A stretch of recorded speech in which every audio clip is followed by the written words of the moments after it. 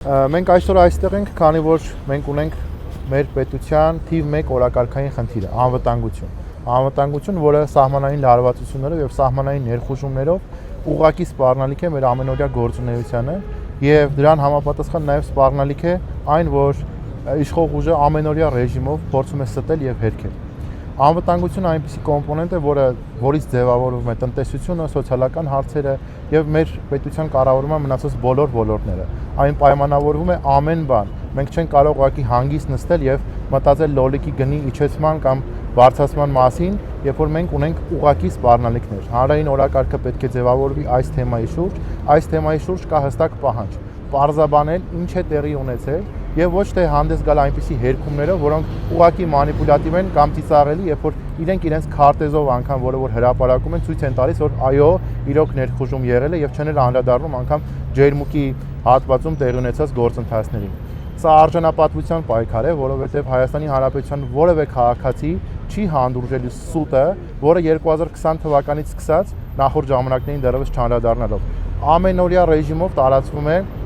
մեր հանրային օրակարգում։ 2020 թվականին, երբ որ Շուշին փաստացի անկում էր ապրել, դեռևս ստում էին, ասում էին, որ ոչ, Շուշիի համար դեռևս մարտերը ընթանում են։ Երբ որ ադրբեջանական զորքերը Սև լճի հատվածում, մեր սուվերեն տարածքում ներխուժում էին իրականացրել, Տիգրան Ավինյանը գնում էր եւ սելֆի էին անում, որ ասում են մենք այո, այստեղ ենք, ոչինչ տեղի չունեցել, այնուհետև իրենք էլ ընդունեցին, որ այո, ներխուժում եղել է։ Երբ որ ջերմուկի հատվածում եղան ներխուժումներ, ամենասկզբի օրերին եւս ընդունում էին, որ ոչ, ոչինչ տեղի չի ունեցել, նորից ստում էին, հետո նորից ընդունեցին, որ այո, ներխուժումներ եղել են։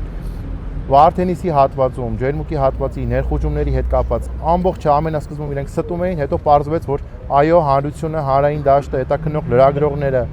տարբեր հանրային ակտիվիստներ ճիշտ էին ասում եւ ստի դեմ պայքարը այսուհետեւ նորից շարունակվում է ու պարոն Թաթյանը երբ որ հանդես եկավ արդեն 2025 թվականին ներխուժումների մասին ինֆորմացիայով պարզ դարձավ, որ այս ներխուժումները ուղղակիորեն սողացող անեքսիա են։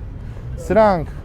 պատերազմի մեկ այլ ձև են, որը ուղղակի մանիպուլատիվ ձևով ներկայացում է խաղաղության տակ։ Սա խաղաղություն է սողացող անեքսիայի տեսքով։ Մենք փաստացի չունենք խաղաղություն, մենք ունենք սողացող անեքսիա, որը սպառնում է մեզ մեր ամենօրյա անվտանգությանը։ Մինչդեռ հանրային օրակարգ է լցվում տնտեսության, սոցիալական տարբեր հարցերի, կարկատնակներ ուտելու, կուկուրուզ կրծելու թեմաներ, որոնք բնավել չեն կարող սպառիչ լինել քաղաքացու համար, իրեն անվտանգության հետ կապված հուզող հարցերի համար։ Սա շատ կարևոր հարց է, որը մենք փորձում ենք բարձրաձայնել եւ պահանջում ենք պարզաբանում։